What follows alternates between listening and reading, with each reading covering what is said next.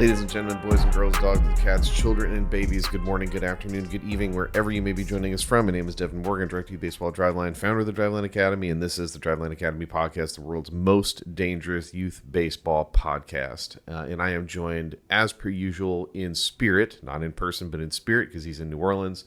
My brother by choice, I'm on my blood, partner, co-host, Driveline Academy Assistant Director, Jeremy Techtiel. Solo pod for you guys today. We wanted to get something out. Jeremy's out in New Orleans. I am here, but we wanted to make sure we get some content because you guys keep listening and we want to keep putting stuff out for you. Before we get into this podcast, which is certainly going to devolve into me ranting about some youth baseball or slightly esoteric youth baseball subject or another housekeeping, axbat.com, code DL20. Get yourself 20% off. It's the springtime. It's January. If you listen to this podcast, probably have a youth player that's going to be hitting baseballs at some point. You know what they have at axbat.com? Bats. Not only do they have game bats, they have training bats. They have all sorts of other equipment for you to be able to use, and you can get 20% off of it using code DL20.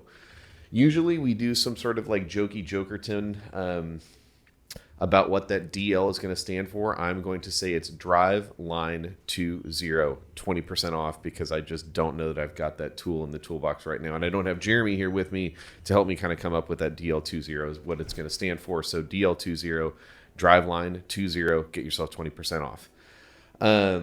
Other notes of housekeeping, and this is basically going to where the show is going to devolve into the actual thing that I wanted to do, which is just to say thank you.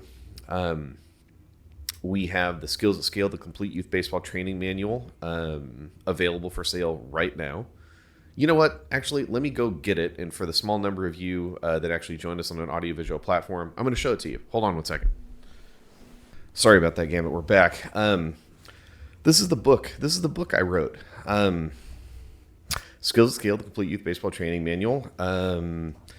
It's not as big as the Ron Polk book, but I think it's got a lot of value, absent any size comparisons.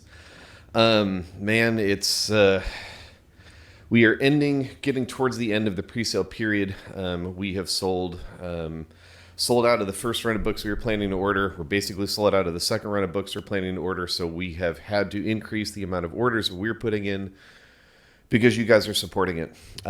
So if you have already bought the book, thank you. If you haven't bought it yet, good news. While the pre-order period is still going on, we're still doing 50% off the price. So you can get it for $149 instead of $199. And then in addition, if you've previously bought something like the Youth Baseball Development Certification or the Skills at Scale Practice Book or Hacking the Kinetic Chain Youth, please check your email, because you, my friend, should have an additional discount code that will get you more of a discount than the $50 we're already doing for everybody. And another thing that we have that I will also note, we launched the Youth Underload Smash Bat yesterday. We sold out of the 30-inch bats on the same day, and the 32-inch Youth Underloads are almost sold out. Which is not a thing that I expected. I would be saying barely 24 hours removed from when we launched the things. I don't have a script for what I was going to talk about today. I just know that I wanted to come in here and be thankful. I want to take in a trip to the Wayback Machine back to 2006. My daughter was born in December of 2006. At the time, I was working for myself, and I was doing graphic design and building computers and shooting videos.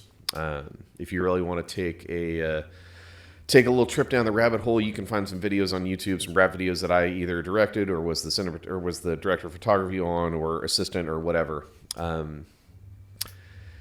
Flash forward a couple years, and certainly again in 2006, man, my relationship with baseball was just that of a fan. I wasn't thinking about coaching, and I was certainly very far removed from the last time that I had played.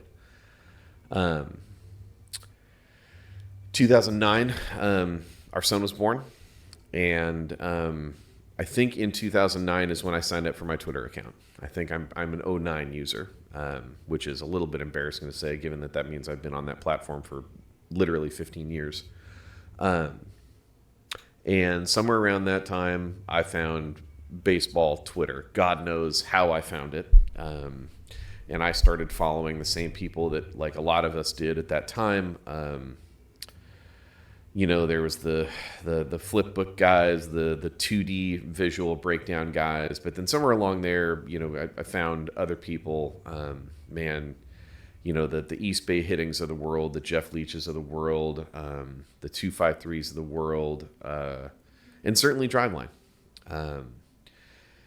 And probably, gosh, I could probably look it up, but probably within 3 or 4 years of that, so it's like 2000. Well, actually, no, probably would have been 2014, 15-ish, if I had to guess. I put up on YouTube a video of a presentation that I did for hitting to my Little League. And basically it's just like a collection of things that I thought that I knew, and I felt like decently confident about trying to explain to other people because of what I had learned through this conduit that was hitting Twitter and baseball Twitter. And Matt Lyle was kind enough to retweet that thing. And Jason Ochart, I believe, did as well. And that is, I think, is like the first thing that kind of got me out there and had people start to engage with the stuff that I was putting out just about youth baseball. Because again, that's like the only thing that I can speak with any degree of authority about.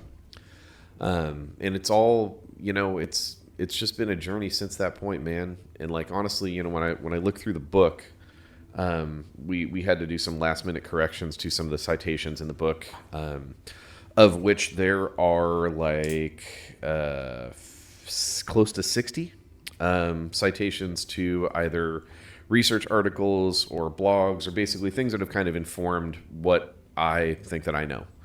And I was thinking, as we're going through those citations, like how many different people I have to thank for putting stuff out that I was able to consume and try to make it applicable to what we're doing in youth baseball. And I'm aware, that like if you look at kind of like baseball Twitter and player development Twitter and hitting Twitter as a whole, it's very easy to kind of get the sense that like it's all just a highly caustic environment. And it certainly is from time to time. And, I think it's unfortunate sometimes that like that is, that old thing that the old saw in like reporting, if it bleeds, it leads, very much holds true on the way that we consume social media sometimes. For reference, Cat Williams going like full nuclear meltdown on Shannon Sharp's podcast a couple weeks ago and getting something like 27 million views. Definitely a little bit indicative of like how that can go. But I think it's important to note that like this community we have, we might not necessarily agree on everything, but there are a lot of men and women out there that are simply trying to like share information about what works for them and the anecdotal experience that they have. And certainly, at Driveline, we try to not only kind of coach by anecdote, but also by data, because I'm a data-driven guy. I'm attracted to the idea that you can kind of prove some of this stuff out. I'm attracted to the idea that I can heat check myself and make sure that like I'm on the right path. And I'm certainly not the only one. So like when I think about this book, look, man, I wrote every single word in that thing. So, right, I was talking with my buddy Chapa, right on the cusp of like the AI revolution. We managed to get one book out the gate before the robots took over. I'd love to write another book. I don't know that I'm going to get a chance to, but I digress. Every word in there came from me. A lot of the photography in there came from me, but I was certainly, very grateful to have Chloe that works with us here at Driveline, John Slatkin, who's one of the parents of a kid on our 15U team, and even as Ezekiel Meyer, who's one of my kids on my 18U team, submit some photography for the book. So, point being that like the content is all me, but it would be I guess, self-aggrandizing to suggest that it all is like my original thought, man, because so much of this stuff has been me being influenced, being challenged positively and negatively by other people in the space, other people that are contributing to kind of just like this incessant search of like, how do I do right by these kids? How do I help them get as good as they possibly can? And it is an incessant and never-ending search. And I think maybe that's the thing that's the most attractive about it, is that like every day working here at Driveline, I get to come in and have the opportunity to like ask new questions. You know, like we had our Academy College Showcase here in Washington, and our Academy College Showcase in Arizona over the course of the last few days. My son was able to participate because even though he's a freshman and can't talk to coaches, when we basically set the qualifiers for like high school age kids on high school age teams, these are the metrics you need to be able to hit. You need to be able to have, top eighth exit velocity over 85 miles an hour, and you need to be able to throw a ball over 80. And he threw a ball 83, checked that box. Had a top eighth of 85, 86 or something, so he was able to get in and participate as a two-way. So he goes out. Well, shoot, it's just you and me here, so I'll tell you the full story. My dad came up, and my dad was able to come up, and I was able to kind of give him a tour of Driveline because he hadn't seen the facility yet. And he came up on the day of when my son was going to have his first live ABs since last July. And again, I did this story when we had our dinner and drinks thing at ABCA about kind of this moment of realization that I had back in 2017 of how I needed to change as a coach, and that there was no amount of pressure, any pressure that I put on my kids when they were playing sports was just kind of like I was dumping additional pressure on them that they were putting on themselves. So I wanted to do something differently. And it is amusing that like I literally told that story at ABCA at this kind of dinner and drinks thing that I did with my good brother Jordan Baltimore of New York Empire Baseball. And then like literally the week after, I realized I had another realization that like that is very much a thing, because I thought that I was just going to be able to have my dad and I were going to watch Danny go live. It would be the first time he'd go live in a while, and like it would be a good thing. Kids always look pretty good on the bump. And I didn't really consider the fact that it was his first time going full live with a hitter in the box since July. 2, he has been working his tail off in the gym. He's a lot stronger. He's taking the lifting a lot more serious. And with all of those things, plus what we do on the arm care side and on the velocity development side, he's up a couple ticks. But having not thrown off the mound since July, that was going to take some acclimation. I didn't, guys, I try to not be the dumbest guy about this stuff. I try to actually be pretty smart and pretty intentional with the stuff, but I just had this moment of realization that like I screwed this up. Because my dad and I are sitting, watching my son pitch go live. And he struggled, just straight up, had a really hard time locating the fastball, had a hard time locating everything. And he's like halfway through this live session, and I'm like, oh no, what, like, I've handled this incorrectly. And my son, because he is a really emotionally intelligent kid, told me that like it wasn't, the fact that it was me, that I was like right there watching, and I'm literally like, we sat behind the dish, man, like a complete idiot. And I've probably talked on this podcast about like, when my kid is either pitching, I try to not be right behind the dish. I don't want to be in his eye line. When he's hitting, a lot of the video, if you guys have watched me post video of him over the years, a lot of it has been like from like a rear three-quarter view behind his back, because I don't want to be on that other side of things. 'Cause I don't want him to feel me there. I want, like I've talked to him about, man, when you're in competition, I read years ago, Mike Trout gave this quote about, he was just like, I'm just blank up there. So from like I don't even know if like ecological dynamics is the right way to say this, but like with an awareness of the complexity of the task of hitting, which is that you need to coordinate movement to your perception of when and where the ball is. I don't want any of my kids, either my own child or like literally kids on my teams, I don't want any of their kind of cognitive horsepower being spent on a perception of where their parent is. I want to get out of the way. And I know that, and I've talked about that here. And yet, what am I doing last Wednesday?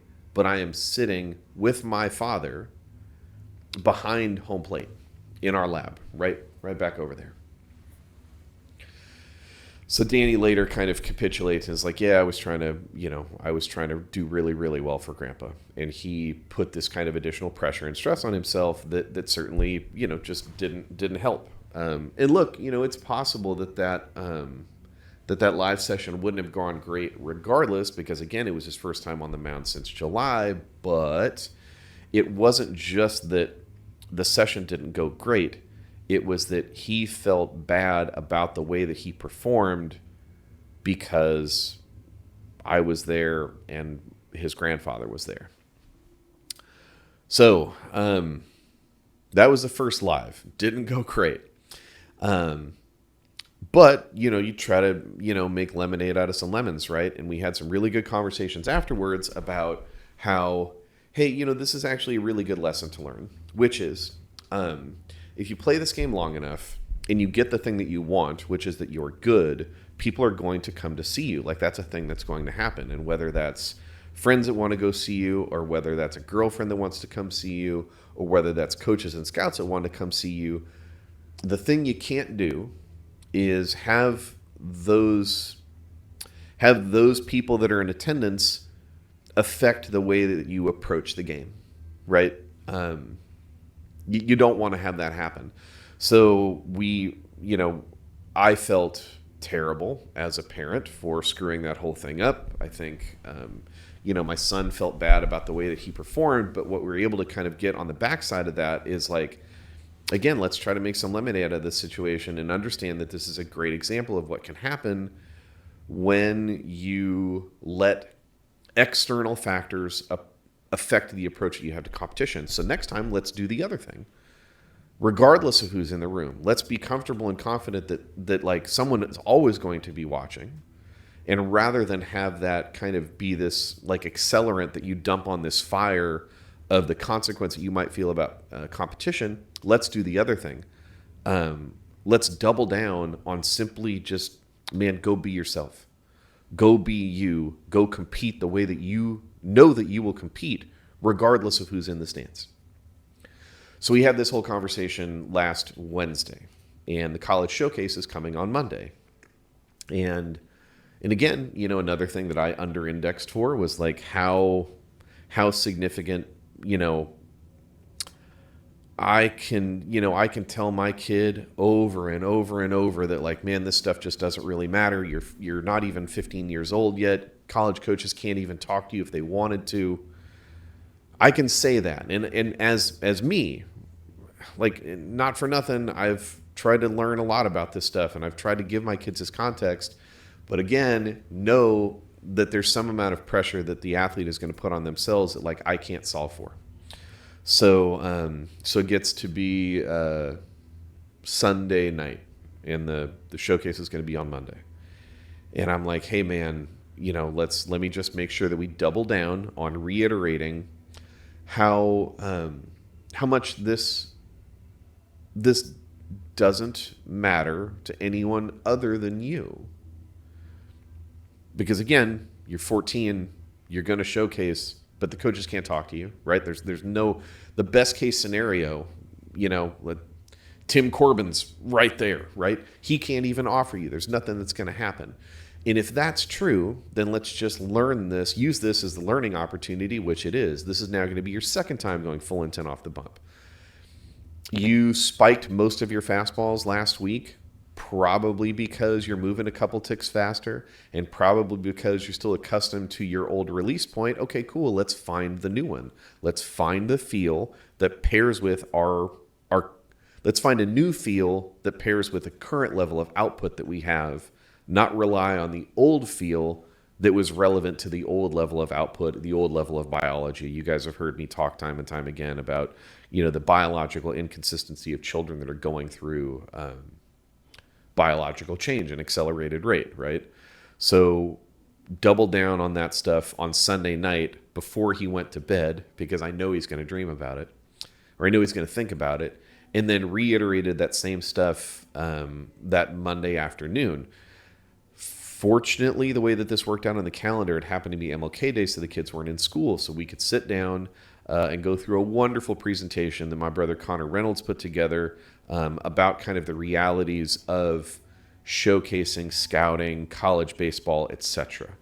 I'm halfway inclined to put that out just for like everybody, because I think there's some really good information that Connor put together there.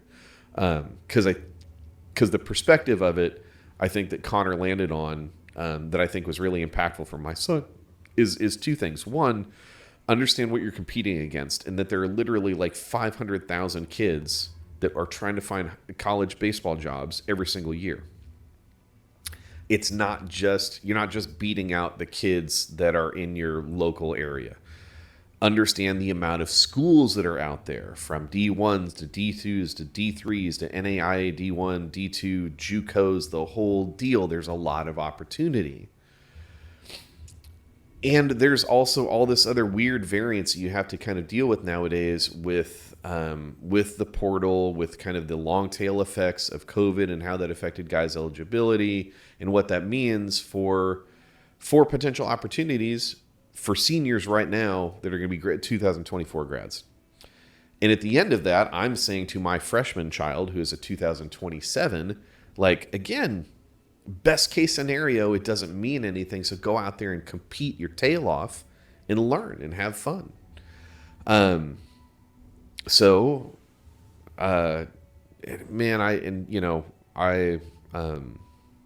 struggle sometimes with this stuff because I'm hesitant to put my kid up on a pedestal, and I am wholly cognizant of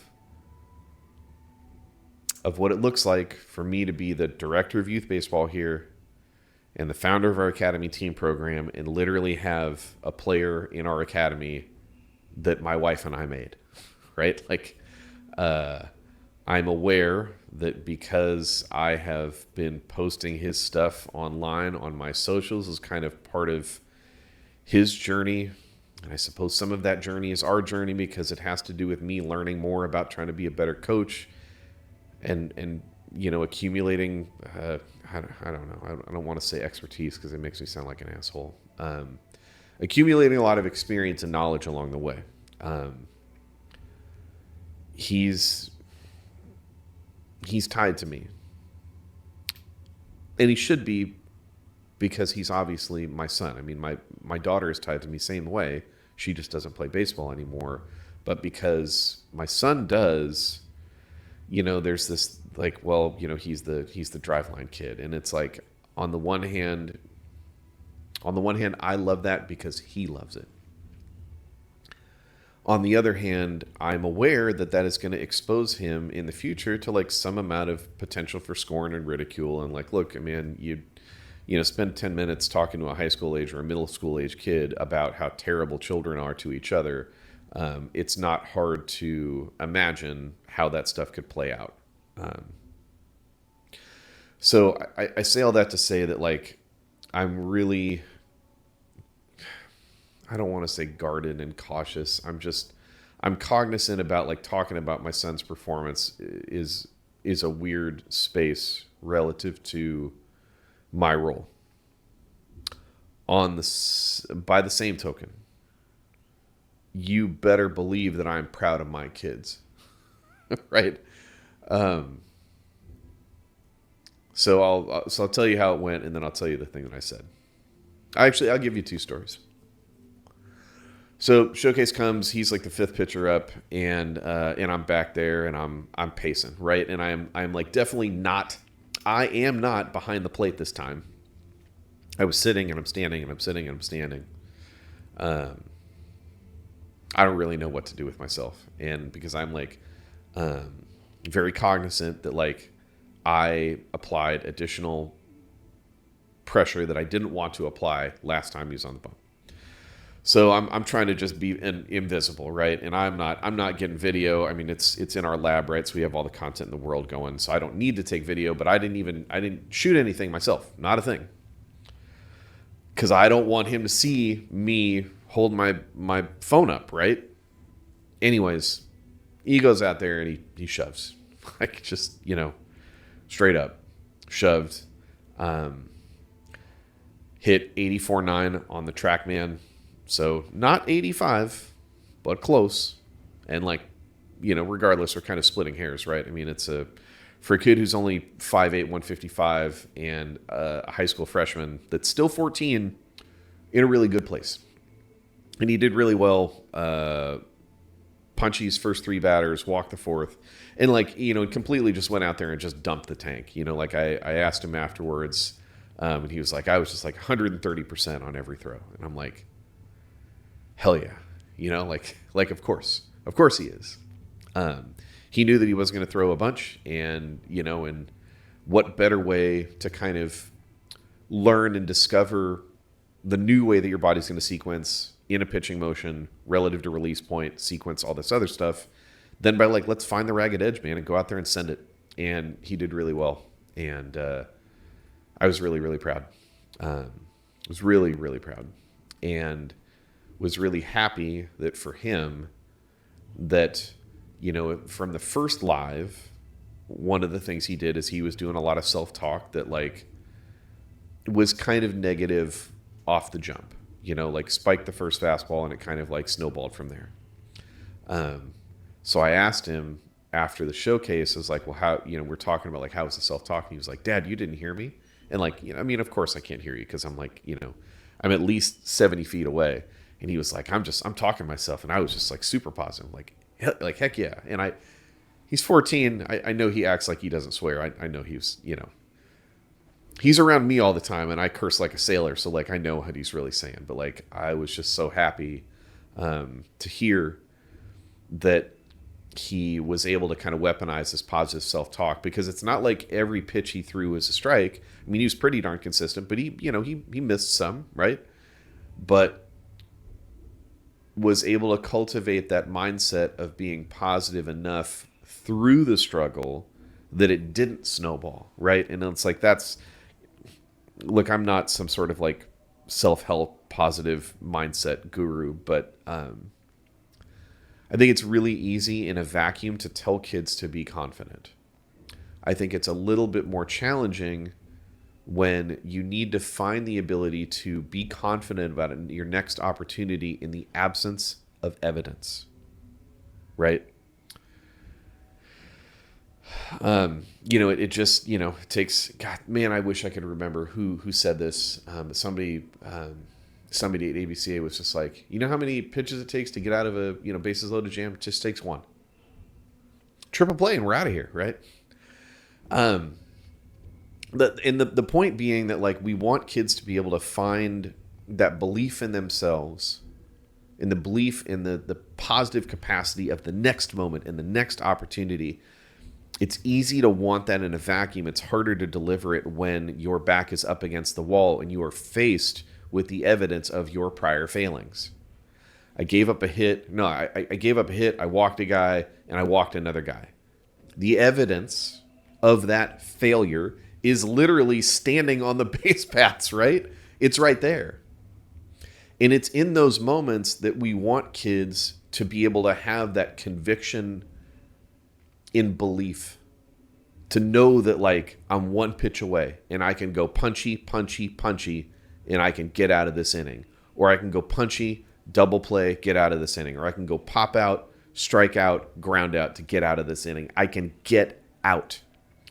I believe that good things are going to happen. I believe that I am able to compete my way out of this jam.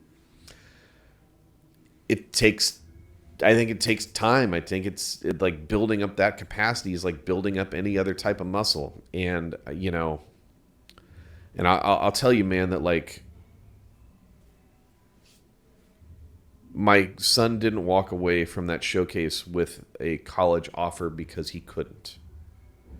And even if he did, and even if he could, I would be much more, is happy the word?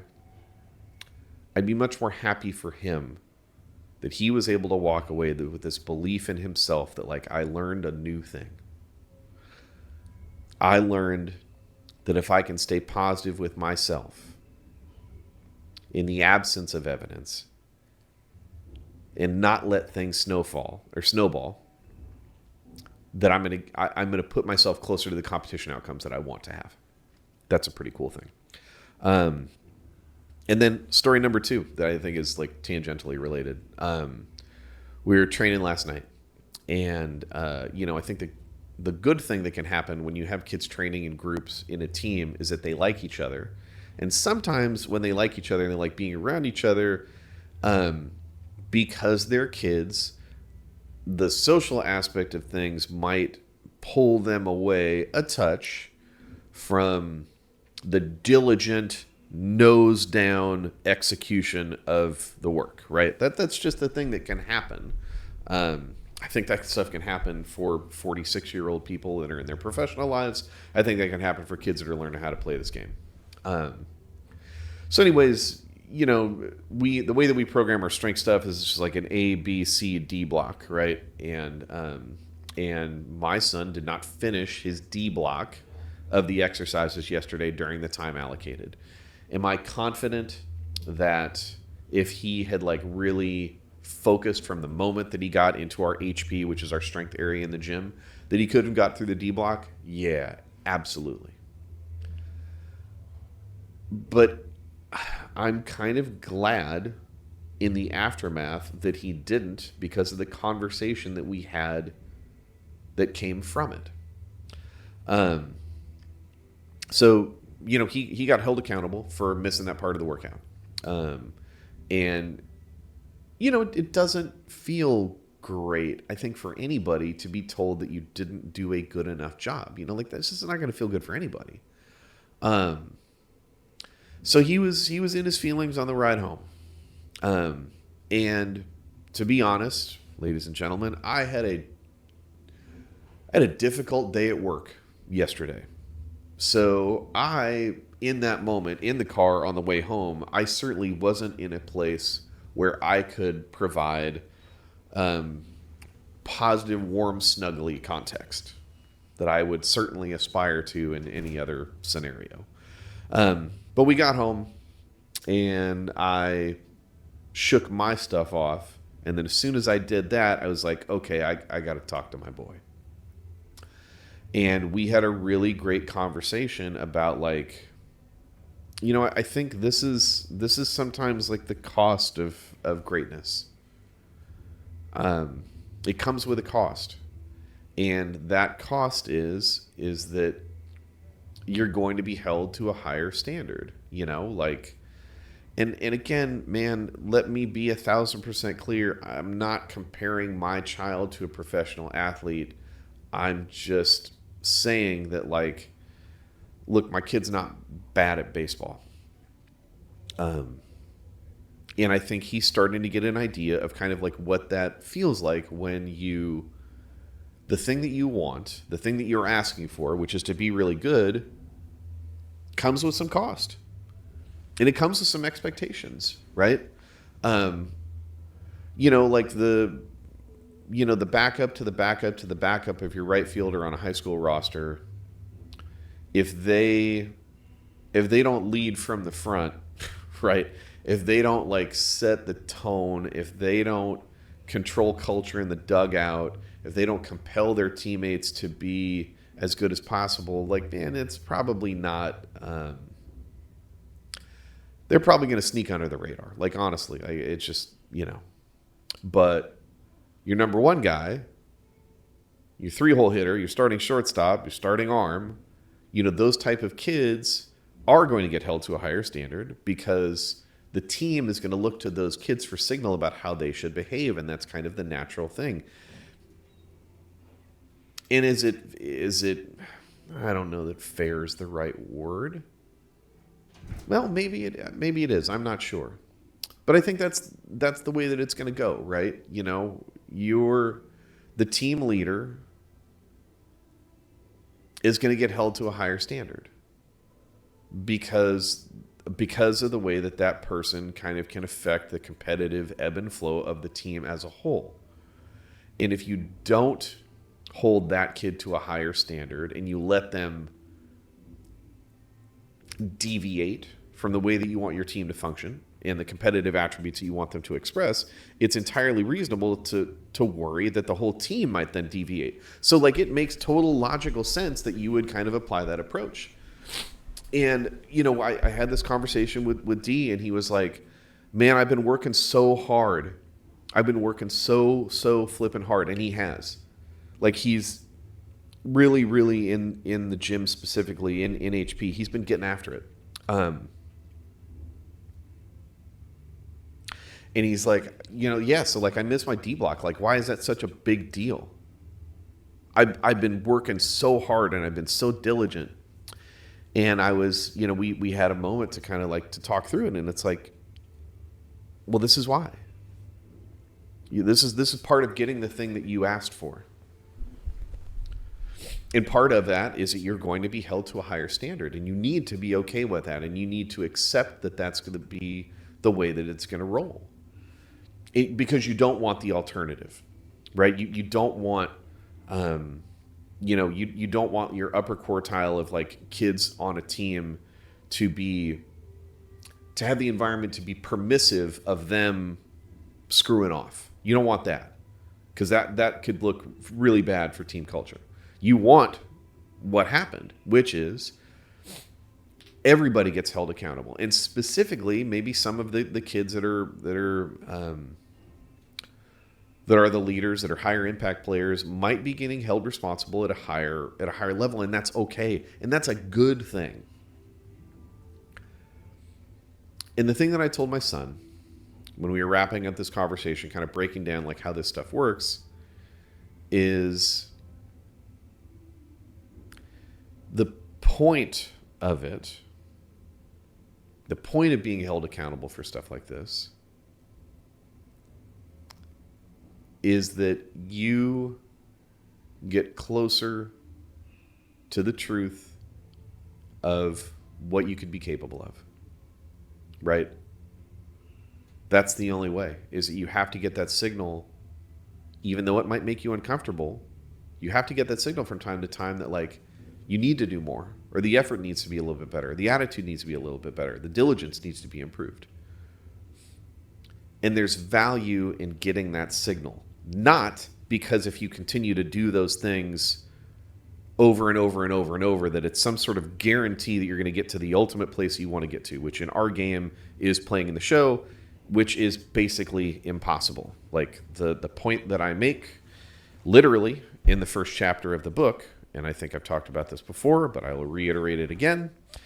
I'll just do a quick reading, right? Between when I was born in 1977, very old, and 2004, the birth year of an 18-year-old player taken in the 2022 MLB draft, approximately 8,000 players have made it to the big leagues and played in at least one game.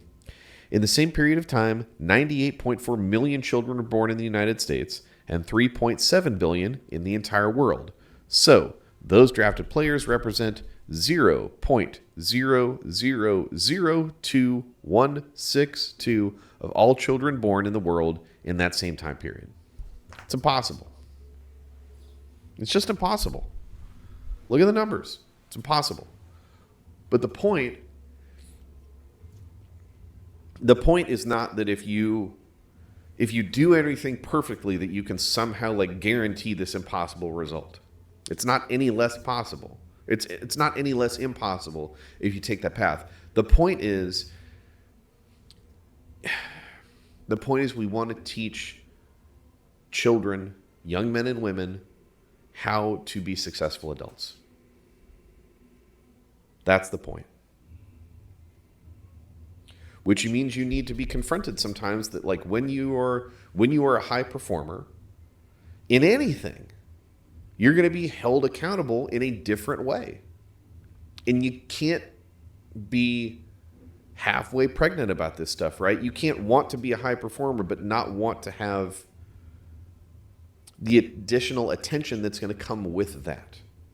You need to accept, if that's a thing that you want, then this is a thing that you're going to get.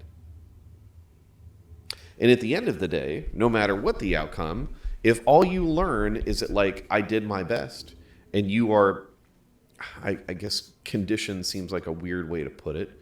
If you build up habitual behavior that, like, you are comfortable with that higher level of criticism, if you are comfortable with being held accountable, and you're comfortable with those things because you understand how it's going to positively affect you to, like, your capacity to learn and grow from any situation, not just baseball, that's a win. It's a fucking win. So let's do that. So anyways, I'm glad that I was available and around to be able to help him with that context. The core ideas that have helped me come to that perspective are contained in this here book right here, which you can get. And basically, you know, if it took me 14 some odd years to kind of come to these places, I want to have you read the book and have you get there sooner. And however long it takes you to read, you know, 220 some odd pages of text, and then another 100 pages of games and programs and schedules and all this other stuff. We've definitely been rambling. I've definitely been rambling. I appreciate you guys for listening and hanging with me. I feel like I should kind of wrap this thing up. So again, I really want to, I came in here today and I just wanted to reiterate and double down on my thankfulness and my appreciation of you guys that have kind of supported the journey. Whether you saw the first time that Matt Lyle retweeted a YouTube video that I put out on principles of hitting back in 2000, God knows whatever. Thanks for being here. If you've come around since we did Academy and Academy teams and you appreciate kind of what we're trying to do differently there, thank you. And certainly if you're one of those people of which the list is far longer than I could possibly even imagine to put in one place, who has either positively or negatively, you know, interacted in that space in this kind of like social discussion of kind of what works and what doesn't work, and how to train ball players and how to try and build player skill and how to build competitive youth players. And if you've been in those places, thank you. I wouldn't be here if it weren't for what you put in there, and I certainly wouldn't have this book if I hadn't tried to learn and soak in as many of those things along the way as I possibly could. So yeah, man, you've caught me in a thankful mood. So yeah. What else we got? Again, pre-order is going to be ending pretty soon. We'll probably do some more discounts throughout the year, but if you want that initial discount, get on that. Skills at Scale, Complete Youth Baseball Training Manual, drivemybaseball.com. Youth Underload Smash Trainers. Man, I can't believe I didn't even talk about this. Here's my 30-second pitch. Bat speed, good, right? Yes. Barrel accuracy, good. Yes. Okay. Do you want to train both at the same time? Yes. Youth Underload Smash Bat. Why? Underload, because we can finally give kids some underload stimulus. The presumption for as long as we've had speed training bats be available for kids is that their game bat function is an underload. But for a lot of kids, because kids aren't small adults, that's not true. So what we can do with this, we took this gigantic database we have of game bats measured in terms of moment of inertia, so distribution of weight, not just drop weight, averaged out those game bats, and then created a bat whose MOI, moment of inertia, otherwise known as swing weight, was actually 20% lower than the MOI of the bats. So it's not just like, well, kids are swinging a drop 8, so let's give them a drop 6.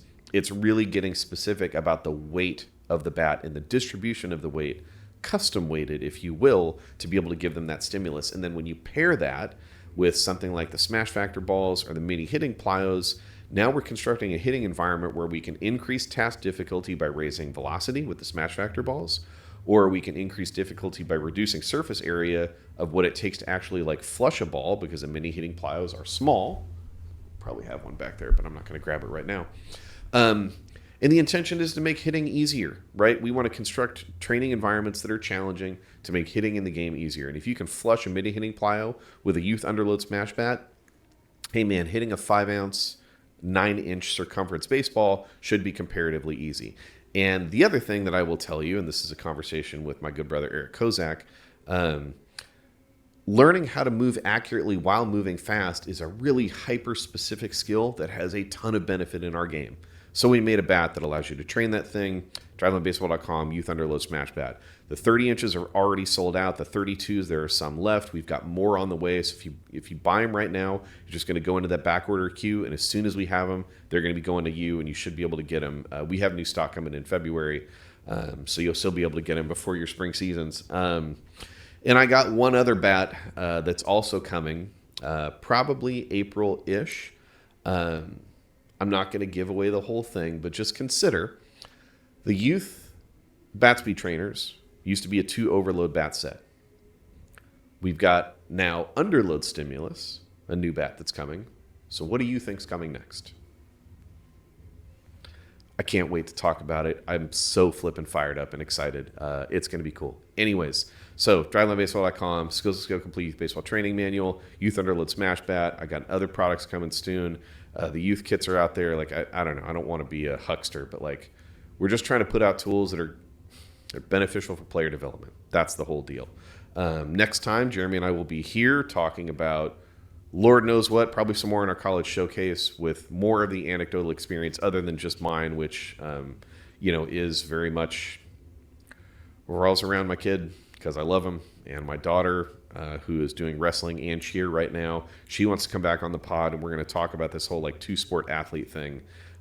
Not from a baseball perspective, from a little bit of a different perspective, but again, I think it's really easy to kind of wish that every kid plays all the sport in the world. I will tell you, personal firsthand experience, trying to do that in high school is challenging. It's really, really challenging. So anyways, again, you've caught me in a thankful mood. Thank you guys so much for supporting this stuff. It really means a lot to me. Thank you to everybody that came up, shook my hand, said what's up at ABCA.